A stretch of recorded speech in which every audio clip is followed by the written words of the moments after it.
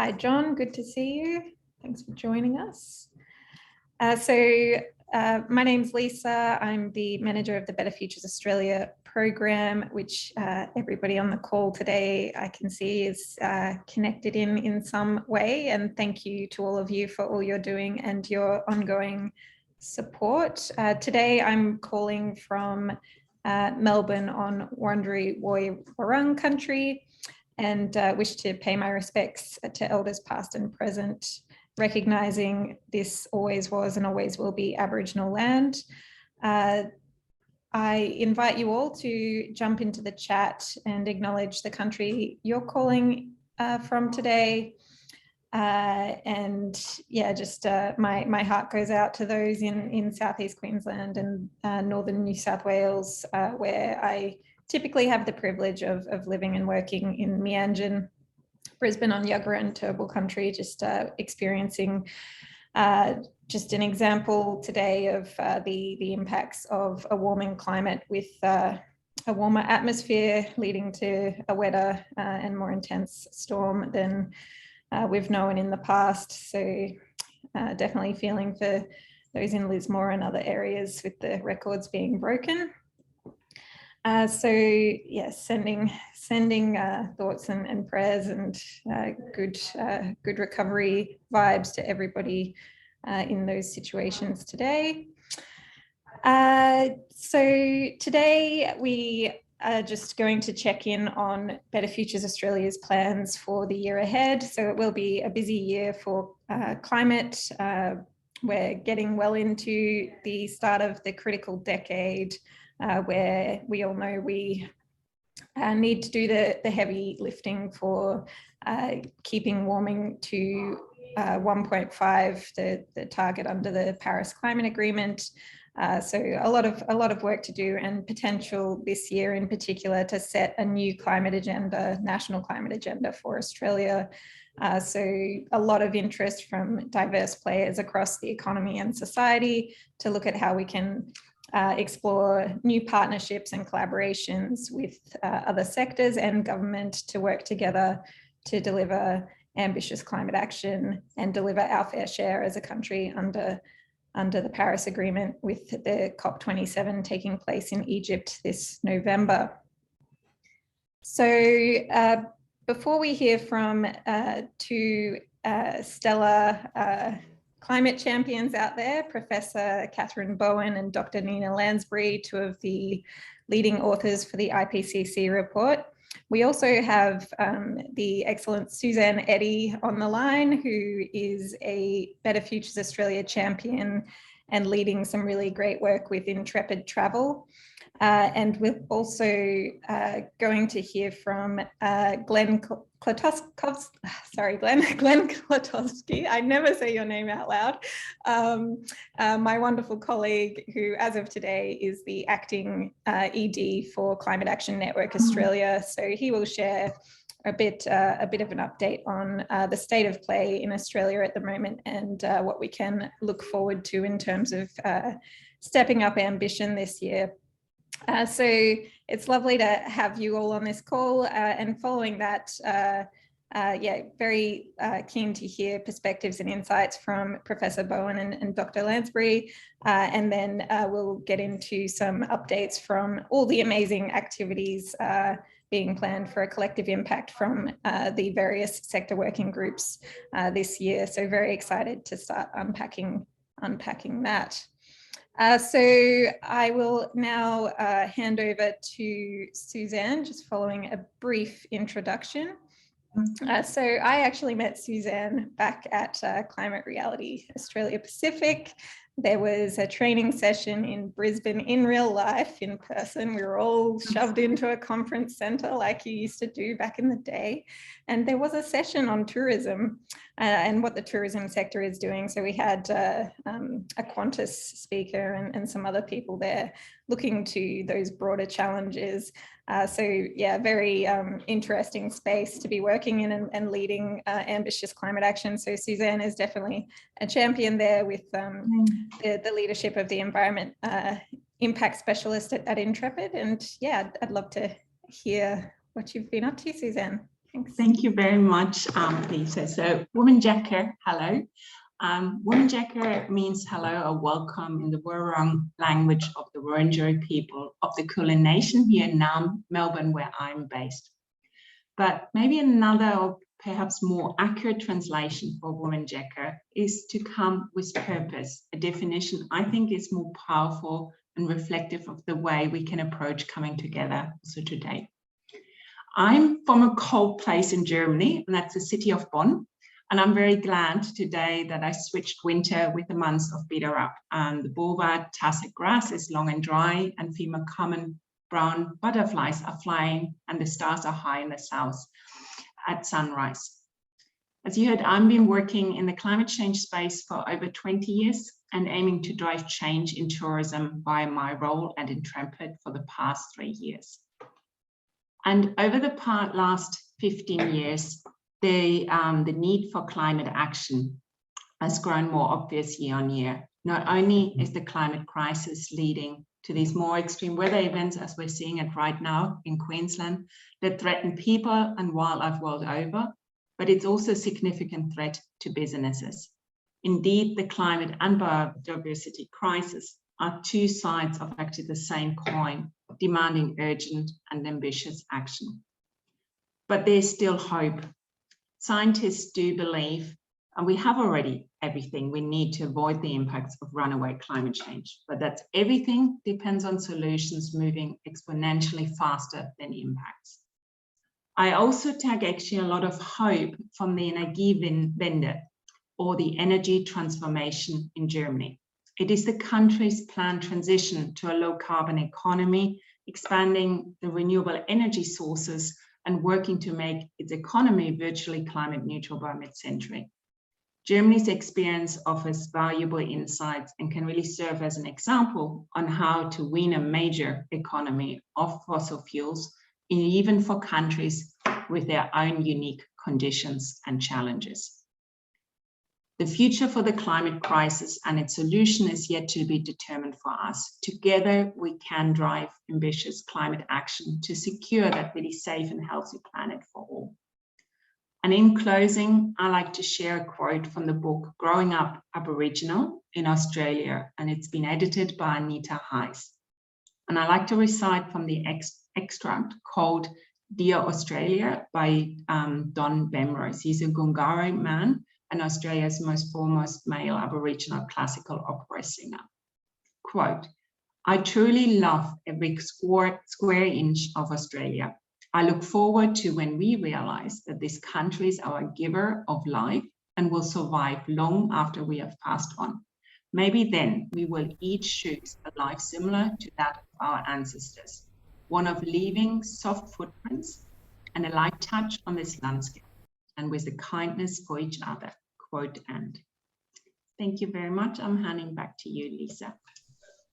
Thank you, Suzanne. That was a really nice way to set the scene for this conversation. And yeah, it's true that there's a lot of examples being set in places all around the world, including from traditional knowledge holders here in Australia that we can all look to learn from and build on their inspiration. So thank you. So now I would like to introduce Professor Kathryn Bowen and Dr. Nina Lansbury. So together they are both just out there doing amazing things for climate in the research space, and historically they've worn many hats. I just discovered just last week that Nina back in the day was part of Climate Action Network Australia, so that's a nice connection there. So Professor Kathryn Bowen is the lead author on the IPCC AR6 Working Group 2 Health and Wellbeing chapter. It's got a longer name than that, but I'm shortening it for, I hope that's okay. And Cathryn is also the Deputy Director at Melbourne Climate Futures. So many of you might have connected with her colleague Jackie Peel there through Better Futures. And She is Professor of Environment, Climate and Global Health at the Melbourne School of Population and Global Health at University of Melbourne, and just doing a stellar job at leading a lot of progressive work in the climate and health space in Australia. So I'll hand to Cathryn first, and then we'll hear from Nina on another perspective of the climate space and opportunities ahead for Australia this year. Thanks, Cathryn. Thank you so much, Lisa, and thank you for inviting me to speak to you this afternoon. I still feel really energized from the conference that you held last year. It was such an incredible event. So I'm looking forward to more of those types of events this year and beyond, because it really was, yeah, quite electrifying at points, and it really brought together so many fantastic people. So it's my pleasure to remain involved with the group as however useful that might be. So as Lisa said, I'm a lead author on Chapter 7, and the full title is very long, but it also includes conflict and migration. So previously, conflict and migration had separate chapters, but for this assessment cycle, they were bundled up into the health and wellbeing chapter, which actually gave us an opportunity to look at the links between the emerging field of research around health, wellbeing, climate change, and conflict and migration. And in fact, I've got a PhD student working on that exact nexus. So it's not entirely unusual for those for that grouping to have occurred, but it did sort of provide us with some additional challenges. I can't speak on the current report, as I'm sure you're all aware. There's an embargo on the report. The press conference is going to be held Melbourne time 10 p.m. tonight. So ordinarily, we would have gathered. I'm also on the summary for policymakers, so I've spent the last 2 weeks articulating the assessment to government representatives in the government approval session. So you might be aware that the governments go through the summary for policymakers document line by line, and literally it's also word by word and line by line. We weren't sure if we were actually going to meet the deadline this time, because the negotiations were going incredibly slowly. I'm not on Twitter, but I think that sort of information became part of the Twitter universe, that this process was happening very, very slowly. So thrilled to say, though, that it was approved last night, and please join the media conference if you can. So given that I can't, Nina and I both can't speak about the 6 assessment report findings from Working Group 2, but what I can do is sort of reflect a little bit on Working Group 1's report and how we know that this will really, from the Working Group 1 report, which is all about the climate science, we know that the impacts are going to be more severe because of the climate science. So if we look at Working Group 1's assessment of extreme heat, for example, we know that an event that would have occurred once in every 10 years outside of human influenced climate change, it'll now occur almost 6 times under a global warming level of 2 degrees. And we are heading for a global warming level of 2 degrees. So that's the sort of information that's still very relevant from the Working Group 1 report, is the understanding of the science, and then the flow-on effects in terms of impacts. And we know heat is such an important consideration for Australia. We know heat is our #1 natural hazard killer, but it's not only the direct deaths and illness arising from heat, it's also the flow-on effects in terms of productivity, in terms of people's general health. But it comes back to the issue that climate change at its heart is an issue of social justice. And so we know that the impacts of climate change are spread inequitably, both globally and in Australia. So when we think about how do we address these impacts, we must take a justice view of the understanding of who is being affected the most, how can these risks be mediated, and how can we develop solutions that are appropriate to each different context. So it's really, and it's great to see that there's some movement in terms of the states and territories in Australia, particularly around adaptation planning. We know that mitigation planning is potentially much more fraught, but the adaptation planning is moving along. So, for example, in Victoria, we have the state-based adaptation action plans, and these were produced late last year and formally approved earlier this year, and they focus on 7 sectors, and health is one of those sectors. And but what these adaptation action plans do is that they actually call for a systems-based approach, and that's so vital for us to look at climate change as an issue that is intertwined with everything that we do. So that's a really positive step by the Victorian state government in terms of its work around adaptation planning. These plans, though, obviously need resourcing, and so this currently is under-resourced, as we all know. We know that there's been disinvestment in climate and health, climate work, both research and development, and also supporting local communities, for example, to actually implement these types of plans. So there's a massive gap for further funding to actually put some, bones on these sorts of solutions. What else can I say? I think, the report will be talking about, it's clear that climate change is occurring everywhere. It's more urgent than ever. Again, it's about how do we choose the climate future that we want? And, we're currently on a high emissions trajectory. So groups such as the Climate and Health Alliance and Doctors for Environment Australia are doing a stellar job in terms of their advocacy, but we really need to be able to support these groups more, and that whether or not that's linking with these groups to provide and work on a co-design sort of evidence base as well. Also bringing in researchers when helpful to speak with policymakers and politicians. I think there's a lot of scope for us to be really just doing this like we've never done it before. The urgency, the need for the rapid transformation, this is all coming out in the reports. So I think is that, I haven't been following the time. Sorry, Lisa, would you like me to? that was perfect, Cathryn. And if you have a few more moments to stay on, we might go to Dr. Lansbury first to hear some insights from the Australasia chapter perspective, and then maybe come back to both of you for a bit of a few questions from the audience potentially. Thank you so much, Cathryn. Yeah, that was a great overview of some key issues and some great suggestions for a way forward. So I'll just quickly jump to an introduction to Dr. Nina Lansbury.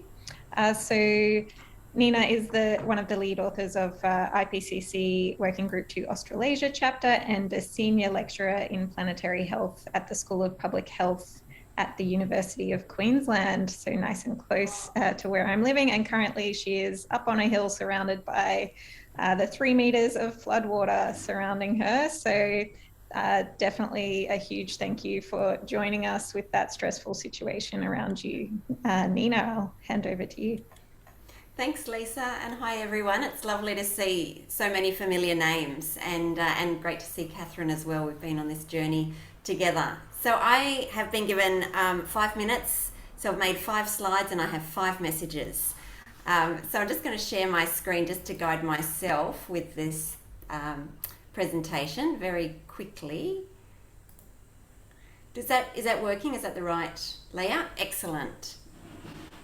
So first message is I'm sitting here on Jagera and Turrbal country in Meanjin, which is also known as Brisbane.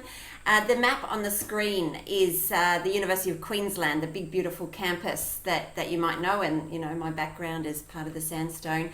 But this is Aboriginal land, and it always was and always will be.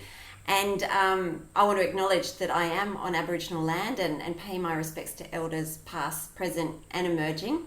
But also recognise that we're talking about climate change, and there's so much what is termed Indigenous knowledge that has experienced climate before and has a lot of useful highly relevant, location-specific information about adapting to climate change.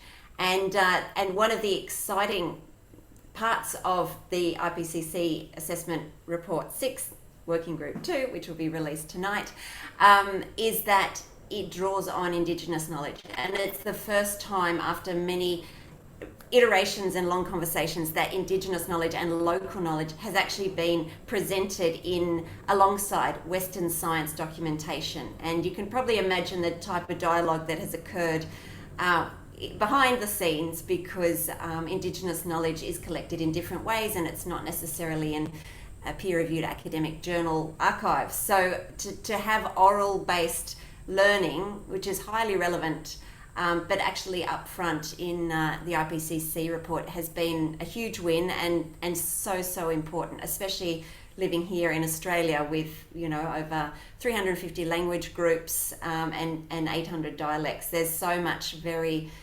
land-specific, country-specific knowledge, and that picture is of another way of viewing the Brisbane River and referring to it in its language name and looking at that campus. So that was message 1.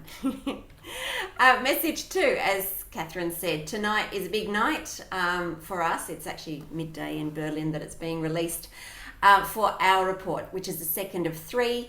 The way that, as you probably know, there's 3 parts to each assessment report. Just before COP26 last year, we had the climate science report come out. Tonight, it's this one on impacts, adaptation and vulnerability. And the structure of it has pretty much 3 sections, risks and adaptation, and that's where the report, the chapter that Cathryn's involved in on health is included, as well as water and terrestrial ecosystems. The chapter I'm involved in is on Australasia. It's one of the regional chapters. They're in section 2. And then in section 3, we have different pathways, and you're going to learn a new acronym of CRD, Climate Resilient Development, which is all about a very complex way of taking the future forward in a very sustainable way together. It's not clear as to, there's no one path. It's very nuanced, but like all the work that you've all been doing on sustainability, there's no one right answer, and we're pretty late in coming to the party in terms of effective action. So it's going to be complex, it's not going to be easy, it's going to be a really tricky media engagement that us lead authors will be taking to try and explain it. But it is probably the most realistic way of talking about climate change. And then in a couple of weeks, probably 3 weeks, there'll be the final or the 3rd report released, which is about mitigation. So actually stopping the problem.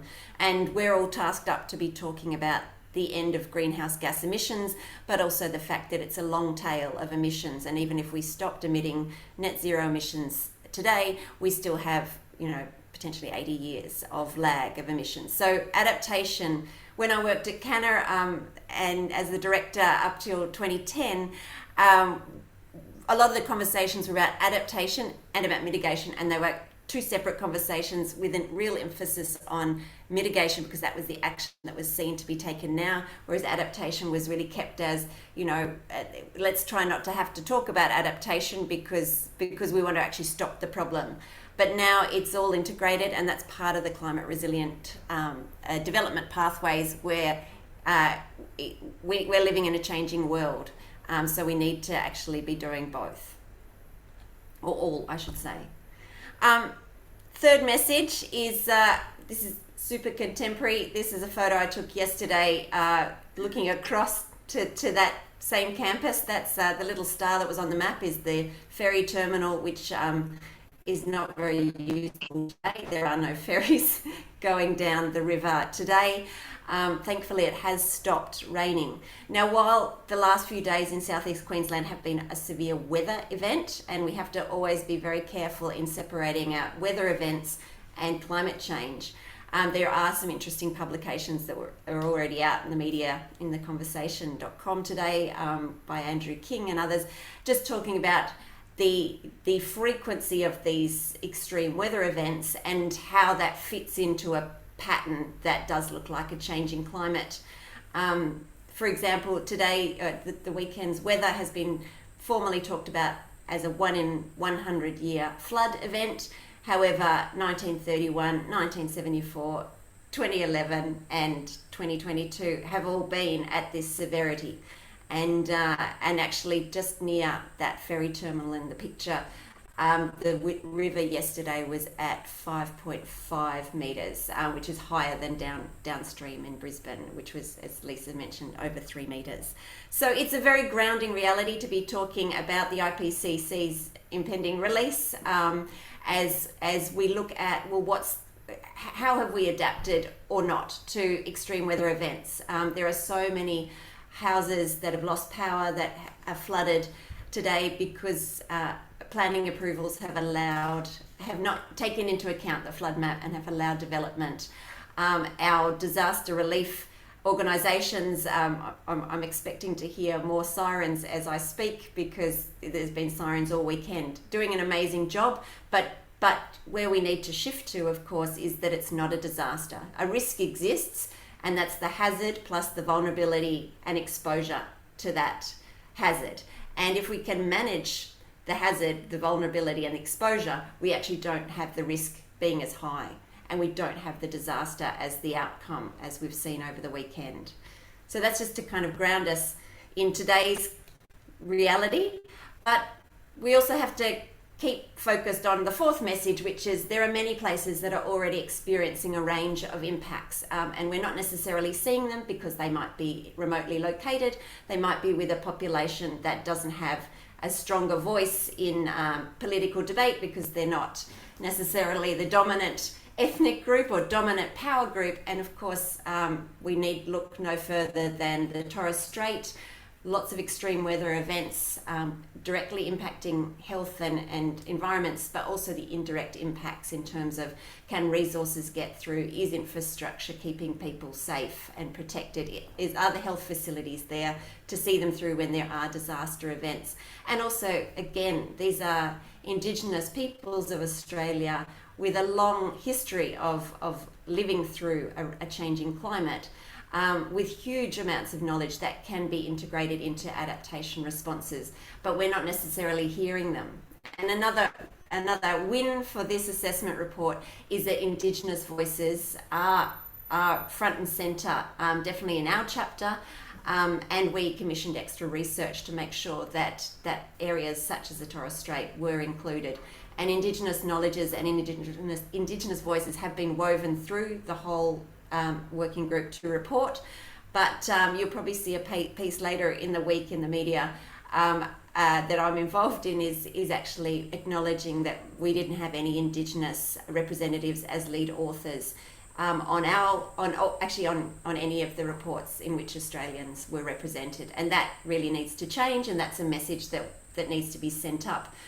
We get, as lead authors, we get appointed by the IPCC, but with government approval. So it's a higher level issue, but something we need to talk about. We need the right voices in the room, and obviously Indigenous knowledges are incredibly important. And finally, this is intended to be a message of hope, and we're obviously still living through a pandemic from COVID, and we can build back better, stronger.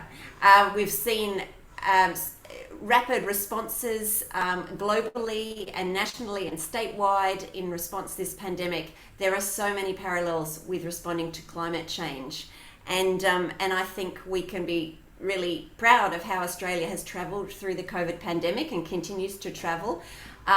And so that offers us many lessons about how climate change can be addressed with the right kind of thinking, the right collective action, and bringing the whole community along, but also our political decision makers. So that's me, and that's me up in the Torres Strait on the back of a boat. So really happy to stay in touch and happy to take questions. Thank you so much, Nina. That was That was a beautiful overview, and I loved the slides for each key message. You've obviously done things like this before. So I would like to start, since I'm in a position of facilitating this conversation, I'll jump in with the first question. I would love to hear Nina and Cathryn from each of you. Cathryn, you touched on this briefly in reference to the great work being led by the Climate and Health Alliance and Doctors for the Environment Australia. But just if you have any, I guess, any thoughts or ideas for the role that everyday Australians as business leaders, local government, or community leaders in their own way, a role they can play this year in the lead up to COP27 in Egypt in terms of redirecting Australia's ambition and our path in terms of doing our fair share to both address that risk around the climate vulnerability and hazards, and also the mitigation space with that next IPCC update coming out shortly. Cathryn, could I go to you first?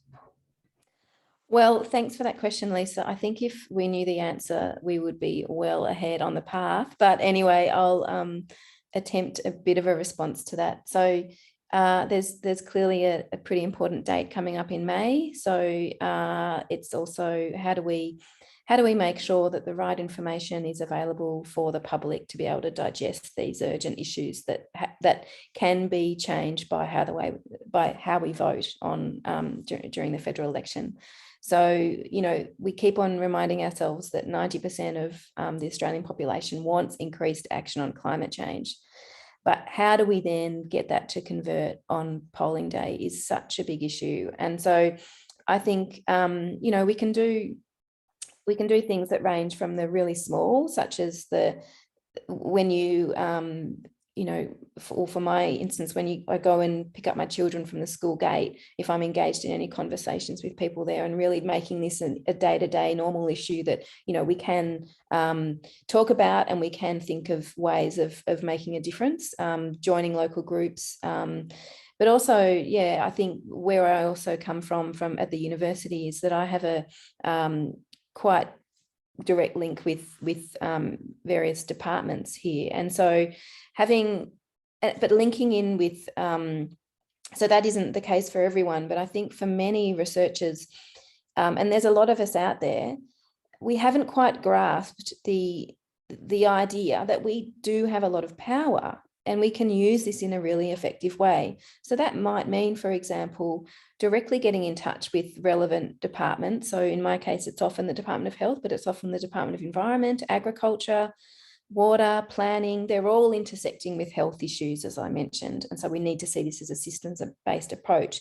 But it's about coming to these policymakers with questions about what sort of gaps would they like to see addressed. And so having policymakers become involved in the development of what we call the evidence base from the outset, so that policymakers don't just receive our report of, you know, 50 pages at the end of a 5-year project and they just don't know what to do with it. So there's a big push. I work a lot on you know, policy impact, and there really is a big push to encourage researchers to become much more clearer, sort of, you know, advocates of their own research, and to engage with policymakers right from the get-go.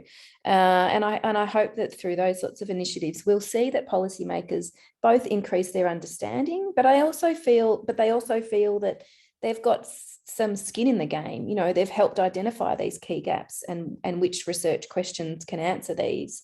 And so it's more likely that the policy responses will be much more in tune with what our evidence is saying is needed. And so I think from my perspective, that's the strongest way that the massive research community can take a stand. But yeah, I mean, I'm sure that Nina's also got some terrific suggestions as well. Thanks, Cathryn. And yeah, definitely Better Futures Australia will be working with all of you connected across the community to facilitate some climate policy dialogues in the lead up to May and to feed into the Better Futures Forum. We're planning for August in the first 100 days of the new government to really work collaboratively across society and the economy to set the new climate agenda for Australia's next 3-year term. So very keen to have you all and Cathryn building on the great work that we started at last year's forum with you as well in those conversations. And Nina, to you as well, but I also wanted to just include Ajaya's question from the chat that is, if we can expect to see more Indigenous knowledge incorporated into future IPCC reports. Thanks. Yeah, thank you, and thanks Ajaya as well. And I should clarify, I'm a non-Indigenous Australian, and so I'm trying to share thoughts and share what we've found, but also not intending in any way to represent any cultural groups. So just on that question about Indigenous knowledges and Indigenous leadership, I think the ship has turned around for the better, and I don't think the IPCC could go back to not having that representation and not including those knowledges now that the hard work has been done, and that's actually published in the report that you'll see tonight. Just back on the other question, what can we do? I think there's a range of things. Climate literacy is not particularly high.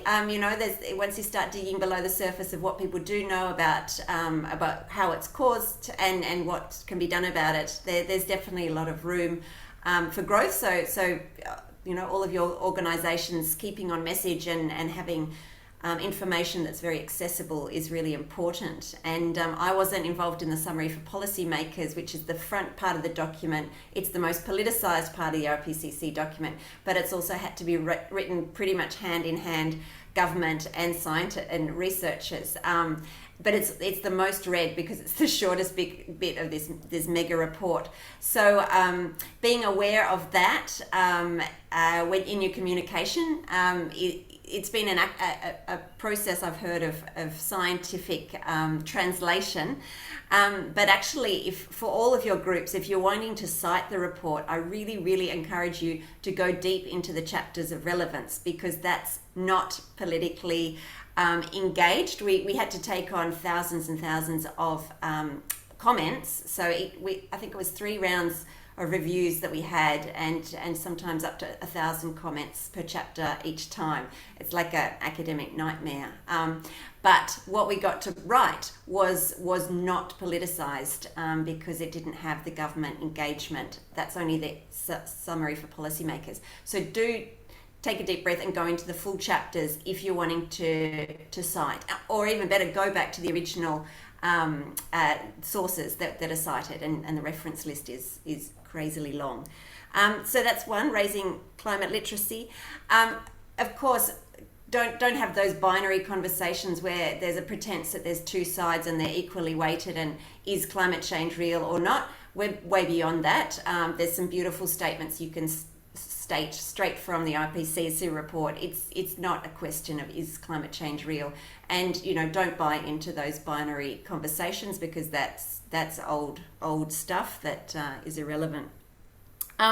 Something about presence and movements, like it's been amazing watching the youth-led movements. That has not gone unnoticed, and that's very powerful. But I'm thinking also about the different ways we access the communities in which we have access to, like Cathryn at the school gate, as well as Cathryn in the political headquarters with departmental heads and others. Wherever you can do influence through those channels that you have already developed through the legitimacy of your organisations.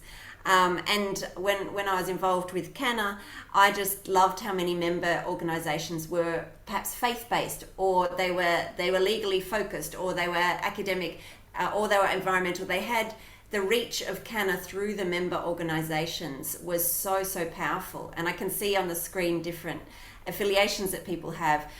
Those communities are there for you to engage with, and it's incredibly powerful. We do know there's social legitimacy for action. Cathryn just cited one of many reports and polls that have been done of Australians. Even though they might not have deep literacy about climate change, they do want action. And we even have a nice sentence in the upcoming report about social legitimacy in Australia for taking action. And that's something very nicely aligned with going to the election later this year. And then just my final thought, I have an environmental science background originally and worked a lot on talking about the environmental impacts of climate change. But in recent years, I've stepped into talking about human health and public health. And I have never had so much cut through of my work on climate change than I have since talking about human health. My basic theory about why that is so different is because I think we all think we are experts on our own human health because we carry our own health and we care for the health of our families. And when you talk about it, it can be very anthropocentric, but it's very powerful. And so the health lens is a really useful way to talk about it. The Climate and Health Alliance is a wonderful organisation. I know you're very all linked in together, but I think they've had a lot of cut through with their messaging. And, you know, we have a lot of weight that we put onto medical messages in particular. You know, we really love to hear from doctors. And so the Doctors for Environment is also a powerful voice. So, you know, being clever about what hat you're wearing and what message you're giving to which audience is going to be a terrific way to go. Thanks so much, Nina. I think I've got another minute in each of your busy calendars today, I'm sure, with everything that's going on, and just wanted to ask if you have any final comments and reflections to share with the Better Futures Australia community before logging off this call for today. So Cathryn and then Nina. I just wanted to agree with Nina's comment around cutting through, that's right, using that health lens. And I'm hoping that the 7:30 show tomorrow will actually be focusing on health and climate. So fingers crossed that will cross the line tomorrow, but let's just see. So that's interesting that they're taking that position tomorrow on the day that the news breaks. Well, that, you know, the obvious time option for us to report on the IPCC report anyway. But I just wanted to also reflect a little bit on Nina's point around the summary for policymakers. So I've been involved in that process the last 2 weeks, and the authors hold the pen. So although, you know, we get comments and very rigorous debate in the I can barely talk. You see, I've had like 3 hours of sleep for the last 2 weeks, but there is rigorous debate, but it's at the end of the day, the authors hold the pen, and whatever makes it into the SPM has to be based on the underlying report. So that's why these negotiations take so long, is because that there is that there are governments with clear positions on particular issues, and so it's the SPM is still a very, very it's based on the underlying report. So I just wanted to reiterate that message as well. Despite the political machinations of the last couple of weeks and various governments wanting bits and pieces in or out or whatever it might be, it'll still reflect the underlying report. But yeah, as Nina alluded to, the underlying report I think consists of about 4,000 pages, and the SPM is a bit under 40, which we were called out for being too long. Actually, I would have preferred to have seen an SPM to be about 15 pages, but try getting that out of 40 academics. My final point would be, please call on me, us, Nina and I both really love to be engaged in these amazing groups, and I'm becoming more and more active in these sorts of initiatives. So really, really call on us whenever you feel it might be helpful. So I just put that offer out there. Thank you very much. Thanks so much, Cathryn. And I'll just highlight too, we've got Tanya from UNSW and the International Universities Climate Alliance on the call, who'll be giving a quick update in a bit with other sector representatives, and we're working on establishing a bit of a network of experts and academics to draw on into relevant spaces this year across BFA. So thank you so much, Cathryn, for your time and insights today. And yeah, thank you for all you're doing, and hopefully you can get some rest in the next couple of days to catch up on all that lost sleep. Nina, any final reflections? Yeah, look, two quick thoughts. One is building on that idea of the partnership, that that I'm here as a researcher, that's the hat I'm wearing, but bringing in researchers such as myself into partnerships is a really great model. You know, there's certain things we can say as IPCC lead authors, and certain more things we can say within the legitimacy of our academic institutions. But non-government organisations can then say, well, let's take that and what does that mean? And so that kind of partnership is so powerful. Seeing that I joined the Better Futures event last year as an audience member, and I was just so delighted with how the whole thing was mind-blowing, the diversity that you brought together. But also I really loved how politicians were taken to task by Dan Illich and other facilitators. Like you didn't hold back, even though you had quite very high level presenters. They weren't treated with all the easy questions, and that pushing the lines is so powerful. And then just one thing to leave you with is that the IPCC report is commissioned by governments. It's the 195 countries who belong to the World Health Organizations. It's a UN, which is obviously a UN body. Governments commissioned this. Cathryn and myself and well, it's about 700 of us in total, but about 270 of us on this working group. We were tasked with gathering the evidence and writing it up, and that's where our role ends. And it's for the government. So it's a really nice thing to remind governments of. They commissioned it, and here it is, and now it's time to, the reason it was commissioned was to provide an evidence base for good policies. So let's hold governments to it. They've got a beautiful document. Soon they'll have 3 beautiful documents, bit big and bit heavy, but there's lots in there. Couldn't agree more, Nina. Let's make sure that isn't a dust collector on those decision makers' shelves, and actually see it implemented and followed up on. All of your hard work will pay off. It's a critical moment, and thank you so much, Dr. Lansbury and Professor Bowen, for your incredibly valuable time today and for all that you're doing. And I'm sure I speak on behalf of the entire Better Futures Australia community when I say we'll definitely take you on your offer to help inform and guide the critical conversations and driving ambitious climate action this year. So please do reach out if there's any opportunities for any of the working groups to support the great work that you're doing as well. Thank you. If you need to drop off, do feel free, but otherwise we'll jump to Glen for a quick update and state of play for Australia at the moment. So just a quick intro to my colleague Glen. So he is the Acting Executive Director of Climate Action Network Australia. He's been working in the climate and environment sector for more than 25 years, including 350, Places You Love Alliance, WWF, and many other hats, I'm sure. So I'll hand over to Glen now.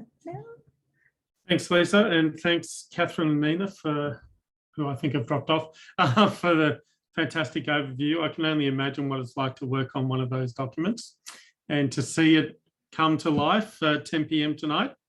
Yeah, based on the difficult conversations that are going to emanate from the IPCC report, which will paint a pretty devastating picture in many ways. And as we watch the floods devastate large parts of Australia, there are some green shoots out there. There's some real positive signs in Australia.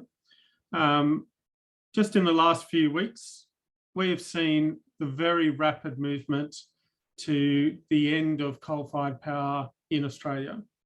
2 and a bit weeks ago, Origin stated that they would be closing Australia's largest coal-fired power plant 7 years early by 2025. I know that plant well. My former girlfriend's father was one of the engineers who built it. And that is an extraordinary shift from origin compared to even 12 months or 2 years ago. Closely followed by Mike Cannon-Brookes and Brookfield, one of the most respected energy managers on the earth, making a play to buy AGL, Australia's largest owner of coal-fired power assets, who, as one company, produce 8% of our annual emissions. And the principal reason for the potential buyout was to close those coal-fired power stations as quickly as possible.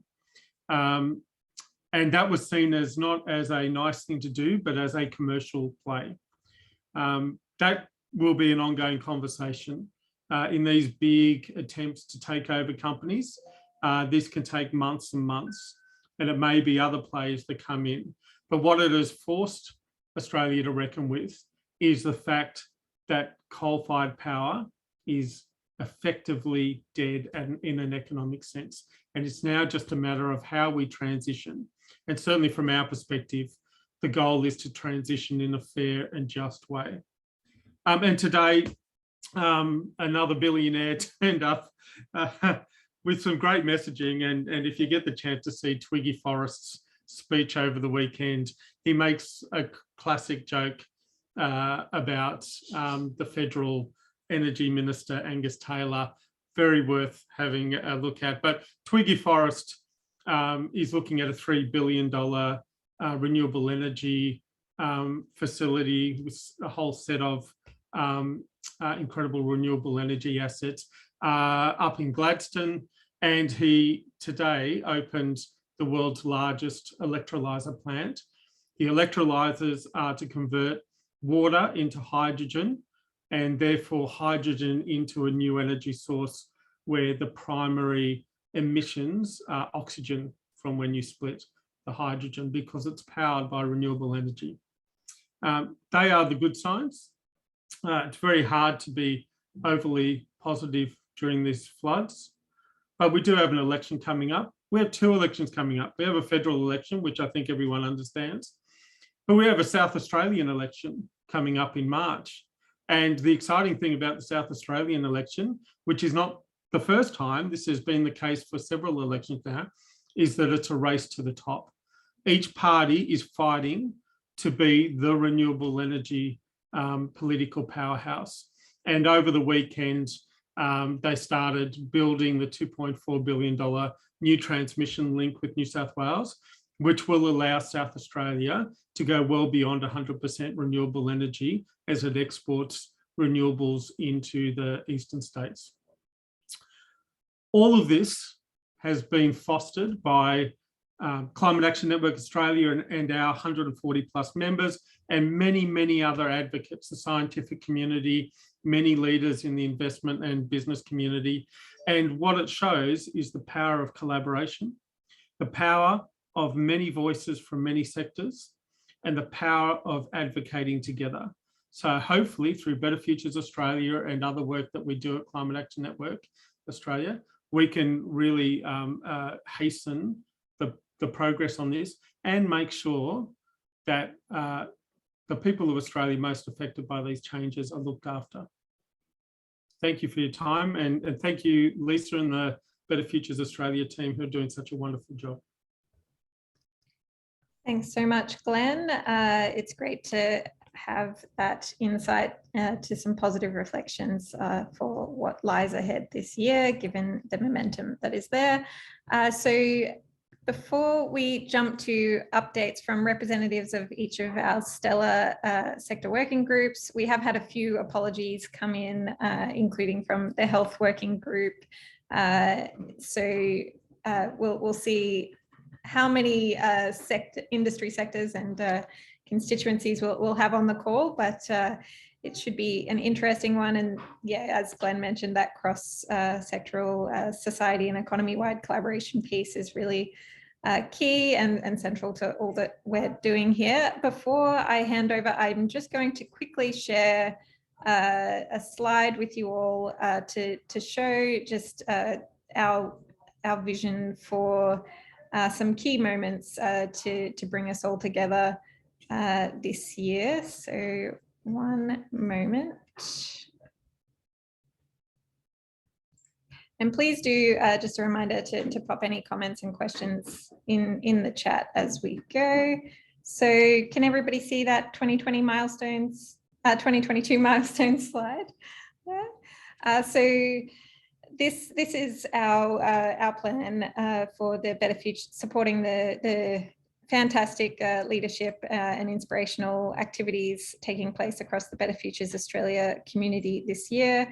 So really the key areas are working to enable and support actors in leading a national narrative that's looking to the healthier, climate resilient, zero emissions, better futures we can create, and really showcasing those success stories where the transition is very much underway, demonstrating that it's a rational, reasonable thing and it's already happening today.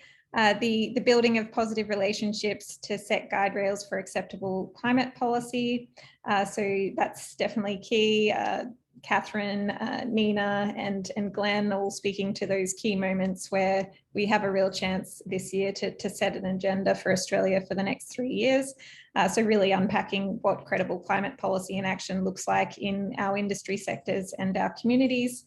And then we've got the creation of a national moment with the Better Futures Forum. We're aiming for hybrid, so some online elements and a face-to-face element to really shift Australia from talk to action. So we're hearing lots of commitments and net zero by 2050 from Morrison, but let's see some actions happening today to actually deliver on that.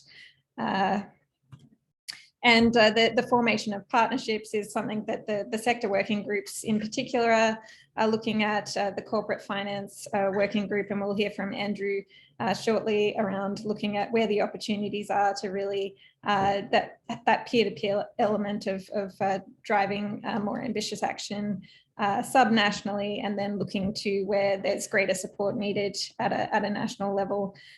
To drive more progress in some areas. And then we've got a role with global partners with the UN's Race to Zero campaign, where you may see some activity in coming months around building the credibility of the actions that we're all taking towards zero emissions futures.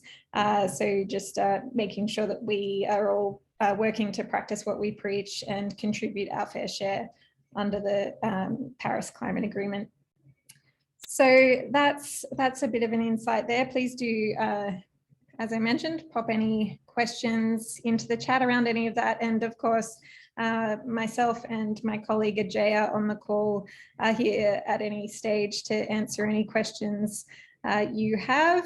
So Ajay will pop our emails in the chat just in case you don't have those. But now I'm very excited to hand over to representatives of our sector working groups. So already this year, many of the groups have been very active in coming together to plan out how a shared objective for out to COP27 in November, and also where they see opportunities to complement each other's separate activities for that more collective impact, and then seeing a clear step forward in progressing ambitious climate action in their industry sectors this year. So I might start with Jessica Robbins from ICLEI Oceania, the local government sector working group representative, and then we'll hopefully hand over to Brett for the arts working group if he's on the call. Jess, are you there? Excellent, I am here. Thanks, Lisa, and wonderful to meet everyone. Yeah, as Lisa mentioned, I joined ICLEI towards the end of last year, and was, I guess, given the baptism of fire in the lead up to COP26. But So with the local government working group though this year, we are very much, of course, looking at how it is that local governments can really support a more ambitious NDC at COP27 and securing support, of course, to this sector. So it's really very much building on that work of last year, where we saw some fantastic reports released, as well as like a building momentum of mayors coming together to really sort of channel their request for support and drawing attention to the fact that local governments play a really vital role in meeting national emissions. We also really identified that there's a big number of common factors that are limiting local governments in accelerating their actions. So this year, a number of the ICLEI and GCOM member mayors have asked the BFA working group to support them in developing an ask to the federal government to really address those barriers and actions and improve how it is that we work and coordinate together. So these are looking at, what a strong interim target would look like based on strong recognition of the contribution of local government. It's also looking at what funding could be, or funding mechanisms could be put in place to more strongly implement climate action, as well as what that could look like for multi-council initiatives and strategic regional projects, as well as getting clearer on what changes to the regulatory environment could look like. So Cathryn will be pleased to know as well that prioritising climate justice and equities come through as a really clear piece as well as how we just better coordinate and support. So also again reinforcing that need of BFA and the work that we're doing together. So some good things coming through is that with that sort of connection, I think from the GCOM ICLEI mayors, there's a really clear drive of that political momentum behind this. And so as well as that clearer alignment sort of what the councils want to make sure that we actually end up with that decisive action in this decade. So in development of the BFA group supporting the development of this ask, we've got some good momentum, particularly over the next month or two, which is fantastic to see. We're actually going to be meeting together in Melbourne alongside ALGA, which is the Australian Local Government Association, and the Council of Capital City Lord Mayors, and that's looking at really our events and opportunities in the year ahead on how we better coordinate. But we also have BFA supporting a series of pre-election mayoral roundtables with the ministers and shadow ministers of the three major parties, which will be great. I did just get an email from Angus Taylor's office, which was then sliding it to the assistant minister, so we'll see what happens there. But really, we've invited them together to look at what their plans are to accelerate climate action if they, of course, then hold government. We also have commitment from the ICLEI and GCOM mayors to a joint mission in June, which will be to meet with the incumbent government. So just good follow-up and leads happening there. What we would love to ask this group, of course, is for any assistance on how to make an ask successful to the federal government, and also, anyone with expertise on what a financing mechanism could look like. We would be really keen to talk with you, particularly, there could be other intersecting priorities around what that could be for broader communities, etc. So just to know that that's on our radar. Other things that we're also working on are really around just ensuring that we have a really unified and united approach from the voices of local governments and with the particularly key umbrella groups. So trying to really get clear about, how we can support local governments together, really looking at how to improve council's ability to disclose and report on their emissions and contributions, such as through the Cities Race to Zero and through the official UNFCCC processes. Lots of coordination more around peer-to-peer learning, and also just figuring out how it is that we can do things better together. So thanks very much.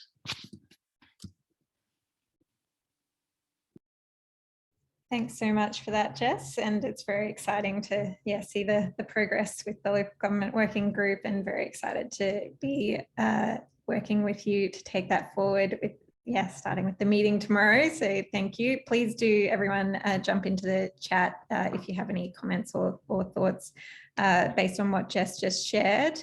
There will be some follow-up notes shared too if you couldn't capture everything Jess just shared. There are a lot of acronyms in the local government space, I have discovered. So there weren't too many mentioned there. And I've just received news that Brett Adlington with New South Wales Galleries and Museums is unfortunately caught up in the floods. So we're sending our thoughts and prayers to him and his family, and hopefully they are doing okay in northern New South Wales.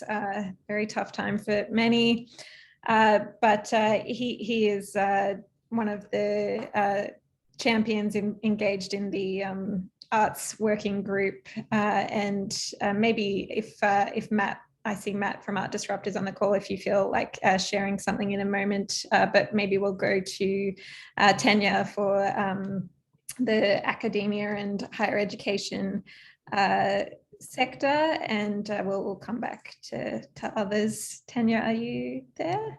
Hi, can you see me? Yes. Can you hear me? Hello. Great. Hi. Hi, my name's Tanya Dellicompagni. I'm from UNSW Sydney, but we run the Secretariat for the International Universities Climate Alliance.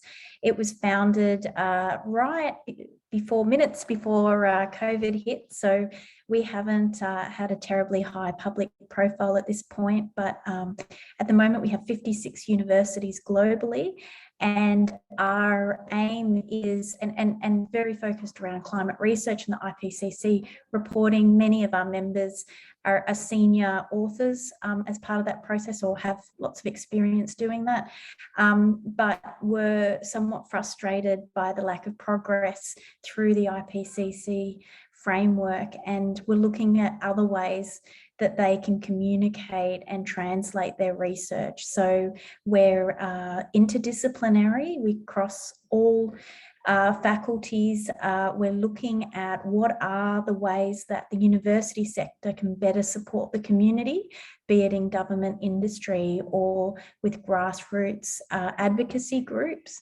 How can we provide, our amazing breadth and depth of expertise in a way that strengthens and reinforces existing programs? So we're not about seed funding new activities. We're much more about how do we utilise what the university sector already has available to improve the outcome. So I'll provide 3 examples. We've got, so we operate at what we call a flagship or a global sort of level, and then a regional, and then down at the local. So at the global level, for instance, we're working with Monash to establish a global media training program for climate scientists to communicate extreme weather events to the media. So weather presenters, weather apps, things like that. What is the most effective way to get that information out when things like flooding in Queensland occur, when the public is at its most susceptible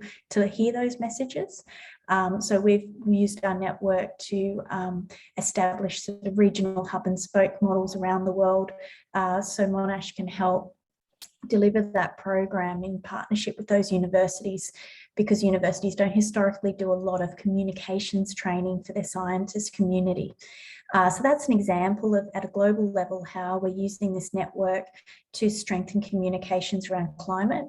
At a regional level, it's more about sharing information and building relationships in parts of the world where it might not be as strong. So last year we did a virtual conference on climate and cities, where we had 6 of our Asian universities share amongst themselves how the type of work they're doing with their local governments around transforming their cities, and what kind of research collaborations might exist between them.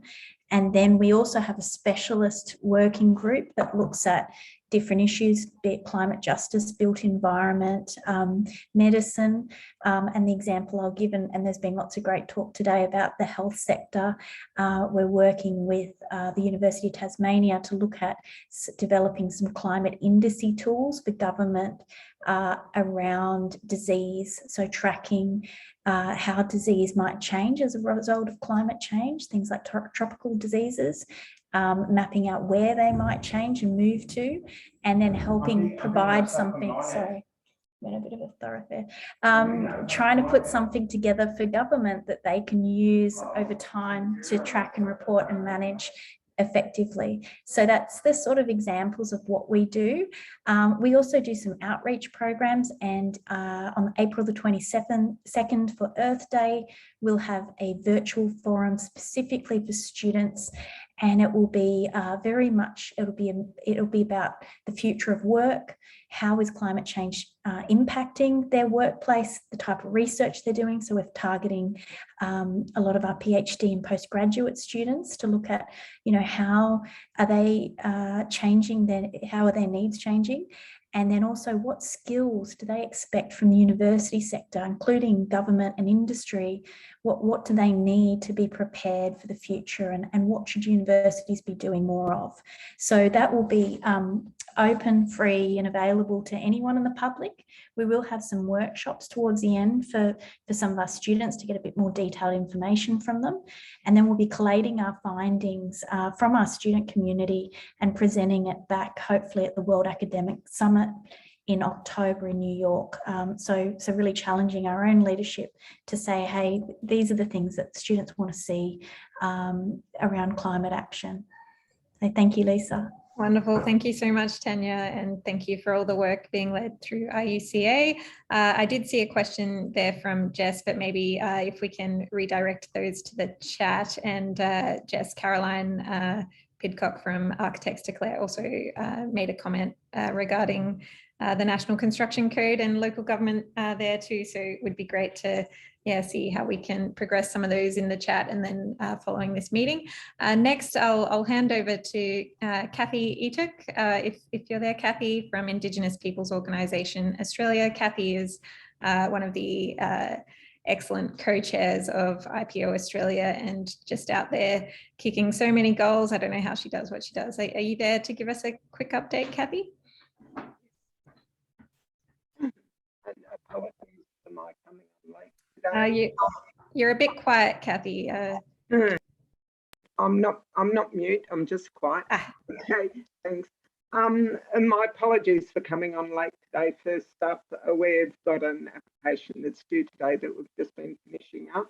And I mentioned that Ray Minikin, Pastor Ray Minikin, who's previously been very involved in our climate work, has now come on as our co-chair with myself.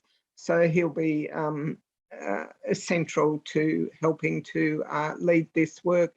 So just very briefly, I'm a Gowrie and Butchulla woman. My mob's from Central Queensland, and the Indigenous Peoples Organisation was established as an independent body around 2016 when I was voted in as co-chair, and it's to facilitate rights advocacy. We've got a membership of 300 organisations and peoples across the country, and thanks to Lisa, we've been invited into the Better Futures, but also been working with Kana. We were able to support 4 people to attend COP last year.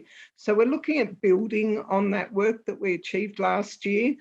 We developed the Heal Country, Heal Climate report, which were a number of priorities across the country were highlighted in that report.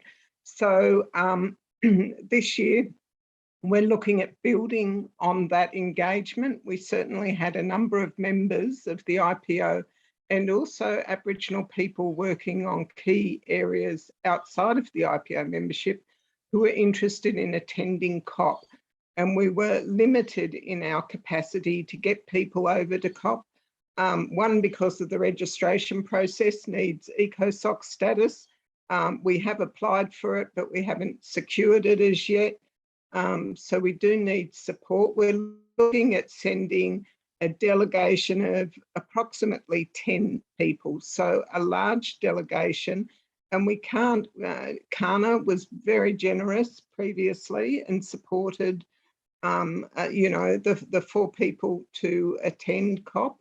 But with a delegation of 10, we need to look at strategies of how to draw on mainstream bodies that might want to help sponsor a strong Indigenous delegation. So that's one of our key priorities. There's a number of people within the organisations, bodies within the IPO who are interested in going, particularly those who've been involved with raising concerns about the destruction of Juukan Gorge, for example, the Torres Strait Islander mob working on Adani, communities from the Beetaloo Basin, and we're also looking at Seed Mob and other organisations looking to coordinate, not just amongst the IPO, but all Indigenous actors who are working on these, on the areas of environmental management and climate mitigation, climate change. Lobbying with the federal government is clearly a key priority, particularly this year. So we had a strong lobbying schedule last year, and we're beefing that up this year as well. So that's a key area. One of the a further area is organising an ADOC Week webinar, which will be looking at the intersection of native title, land rights and climate change, developing the social media presence and a media strategy leading up to COP27.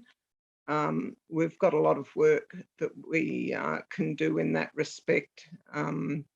We've had limited capacity previously, so it's fair to say that our website isn't where it really should be. It doesn't reflect the level of work that we do.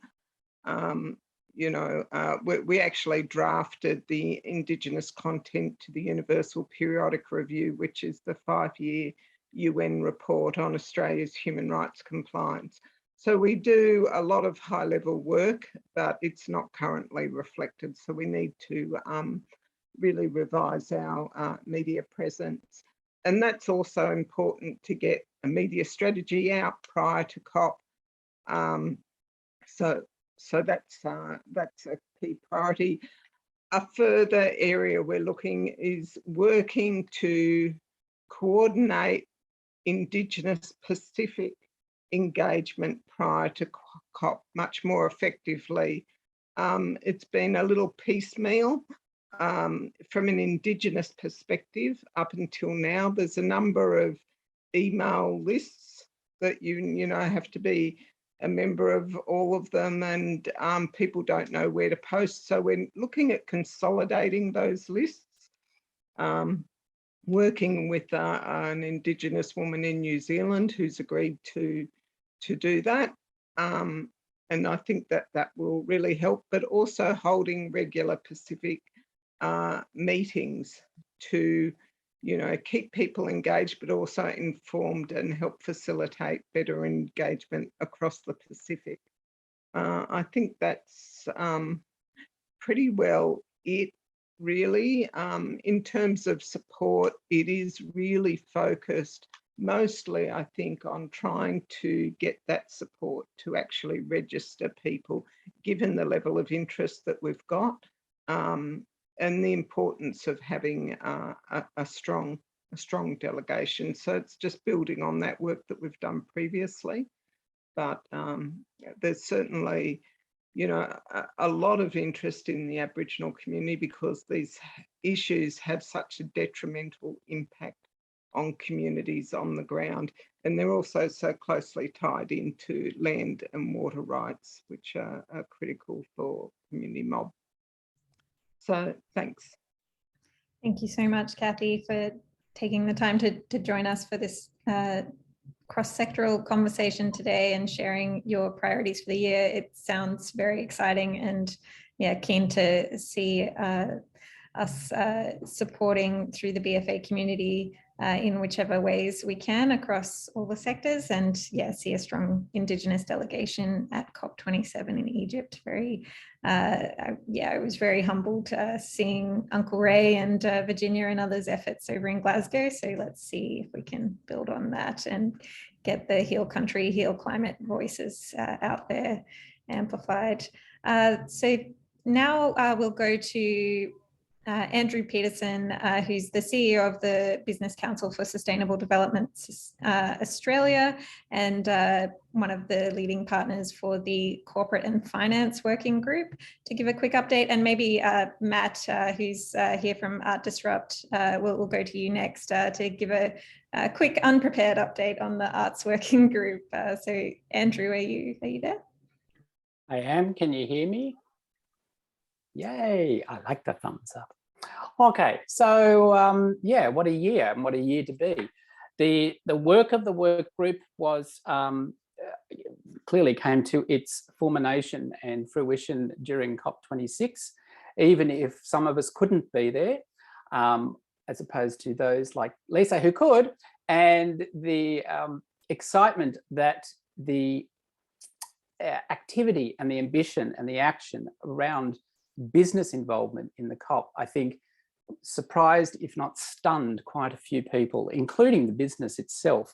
So with the enthusiasm around the work that had been done, I guess, individually, but also collaboratively by parties to that work group, but also in its networks, was very much a fulfillment, I think, of the desire to have business absolutely be thoroughly engaged in the agenda, but more importantly, to put its view forward as to what it needed to do and be responsible for. So as an example, the WBCSD announced at the COP that not only did it need to take responsibility around matters including no more coal, no more gas. It was quite profound in terms of the announcements being made, but also said that business needed to have a seat at the table. It needed to be recognised for the delivery of the reductions that it was making, not just through government, national government action, but more importantly, that was being shown transparently and from an accountability point of view,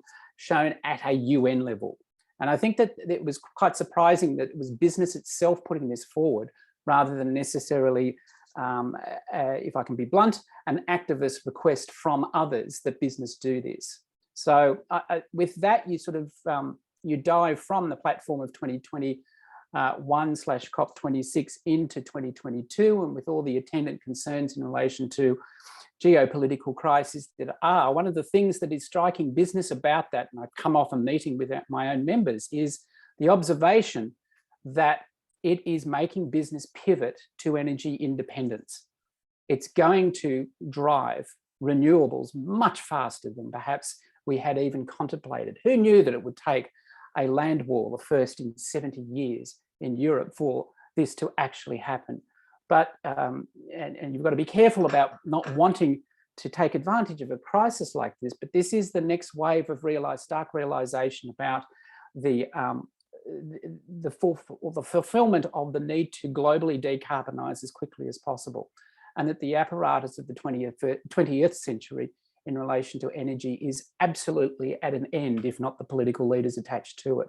So with that, I think the first thing we wanted to note was the farewelling of Tom Arup by GCC from the group.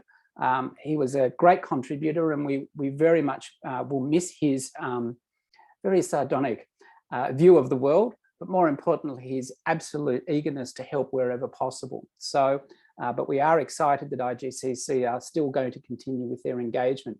For 2022, the thinking is this. Not much point talking about the politics of change in relation to climate action, particularly around what business needs to do. And ironically, we've seen only in the last week, business is sick and tired of the talking of the why and move very much to the how. And this is the conceptual framework that the work group is working on, that companies now want to know explicitly, practically, robustly, legally, how do you move to net zero as quickly as humanly possible? And so what does that look like? So with that, a lot of thinking is now going on as to how we help do that. Not necessarily to be the lead on a number of activities, whether they're events, whether they're workshops, whether they're masterclasses, because we're seeing a plethora of that occurring within the not-for-profit and also the for-profit section. But how do we act as some sort of almost broker, as it were, around what's going on, and caress that into help and support, particularly for small business. I think this is one of the regrets that we have as a group, that we don't see small business yet at the table sufficient to help them move in their journey to net zero. So I think that's going to be a big thing. The other is, ironically, Scope 3 emissions is going to be a massive conversation started with the consumer. And this is going to be quite a challenge for business in Australia, because it hasn't historically looked at it in that way. We've always felt that it was the fossil fuelers that needed to take the action and everybody would toe the line. But one of the interesting examples is the work of the Australian Retailers Association in announcing that they're going to be an accelerator under the net zero, UN net zero, Race to Net Zero program retail initiative. And so the thinking about how we help that kind of constituency going forward is very much an important and opportunistic way of looking at how you get into other sectors, not corporate and finance necessarily, but community, also local government. Why? Because small business is actually the lifeblood of so many communities, not just within suburban or peri-urban areas, but particularly in regional and rural areas. And that dives into the next, which is a bit of a challenge for the group, but I think it's going to wrestle with this and come up with a solution, which it hasn't yet, and that is how to deal with just transition. There was no unwillingness to deal with it. There was no unwillingness to talk about how we needed to frame a narrative around it. But the question is it the right moment in time to do it prior to an election? Or do we basically hold fire, unfortunate pun intended, until we see the results of the election, and then we really engage quite deeply and thoroughly, probably with a number of you as well, in doing that going forward. That's the summary. Thanks so much, Andrew. A lot of well thought out ideas for us to build on there. So it's definitely going to be an agenda that keeps us all on our toes and not bored this year. So looking forward to working with you and others on that. So please do, just a reminder, to put any comments or questions based on anything you've heard from any of the speakers today into the chat, and we'll do our best to facilitate a follow-up to see where there's cross-sectoral collaboration opportunities. Also welcome follow-up emails. So just noting that we are at time. So if people do need to run off, you won't hurt our feelings by jumping off, but if you can hold on for another 5 minutes, I'd very much like to share an update from Matt on the Arts Working Group, and then also have an opportunity for others on the line to quickly add any priorities for this year before we wrap up. So thank you, Andrew. Matt, are you still there? Wonderful. Yep, still here. Hello, team. So I was at we've had two working groups for the arts sector for BFA. I'll just share screen quickly. What I have found, and with and hopefully you can see my screen now, is that there isn't a definite want for people to share what they're working on, and it's just figuring out how to do that. And one thing that did come up was in our last working group was how do we extend beyond the climate art audience?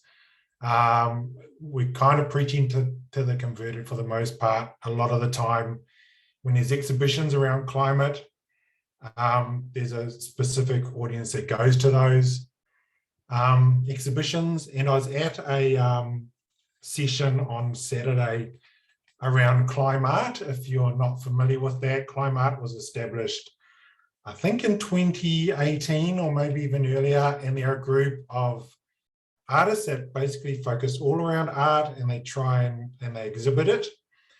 And in that conference as well, that question was raised, is how do we get the climate art to the broader audience? A good thing that they are doing is they're going to be showing 10 environmentally themed posters around the city of Melbourne. So that's a good way of getting it out into an audience that doesn't necessarily engage with what the climate community, artist community is putting out there. And also another initiative that I'm trying to get started up is an art trail where we try and take art to basically familiar spaces for the general public, but where they wouldn't necessarily expect to see art that they can engage with. So it's an art trail. So I've started collecting a few artists and I have more.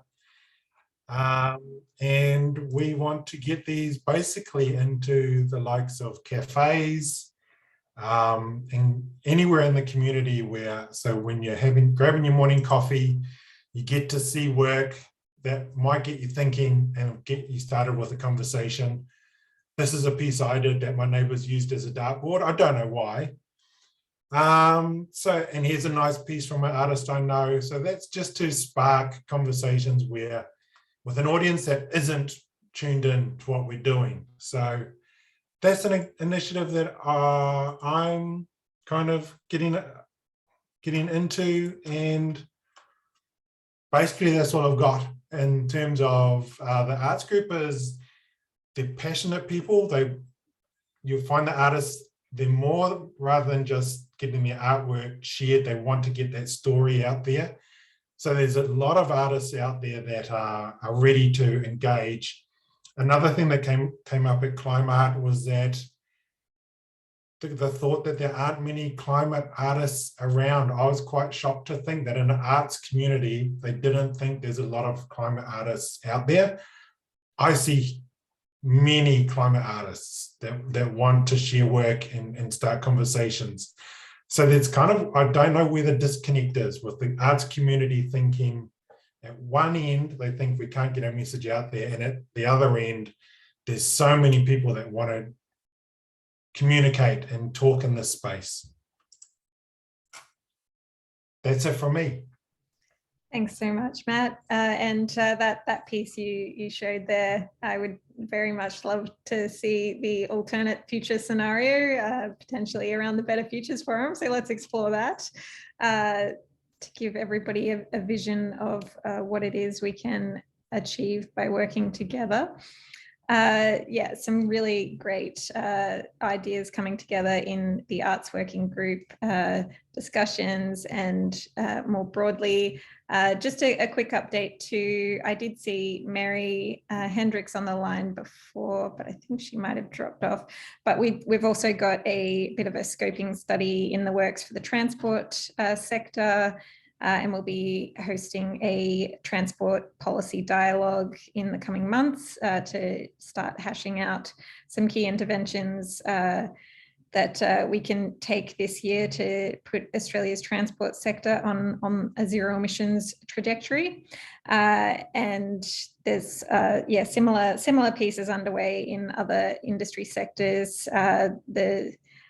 Caroline is here that works very closely with the Built Environment Working Group.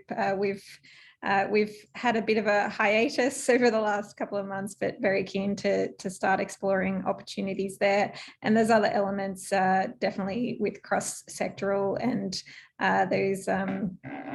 those market failure areas, as someone described them to me last week. So really keen to see how we can feed in different perspectives for the cross-pollination of approaches to decarbonising our economy and creating spaces for those more dangerous ideas, conversations at the Better Futures Forum with the new government to hash out how we can all work together to create those better, healthier, climate resilient communities that we're all working towards for Australia and our global neighbours. So yeah, turbulent times this week, sending love and strength to you all. Keep doing what you're doing and fighting the good fight.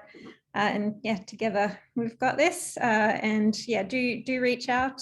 I did have a poem that ties in nicely with Matt being last in the list to share with you all, just to send you off. And it was one that was shared by Simon Armitage in The Guardian following COP26.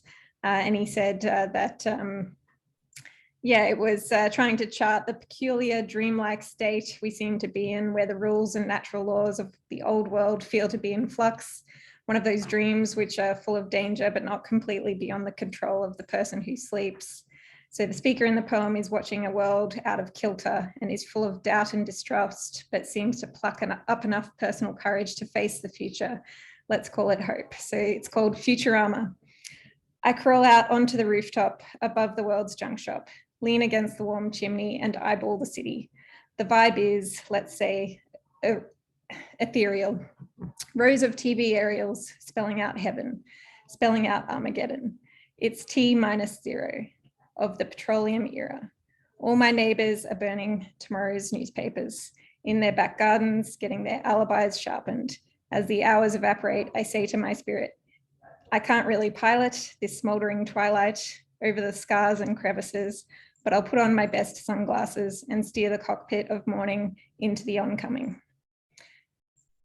Thank you, all of you, for all you're doing, and please do reach out if you have any ideas for how we can support you in driving a collective impact and ratcheting up Australia's ambition on climate this year. We will be putting out a call for expressions of interest in the next couple of months to start shaping the program for the Better Futures Forum and really looking to hold a series of workshops and conversations that lead to those sessions on the forum program to make sure by the time we get there, we're in a room of well-informed individuals that can really get those policymakers and decision makers paying attention and working with us to create those better futures together. Thank you all. Go well, and yeah, we'll get through this. All the best. Thank you, everyone.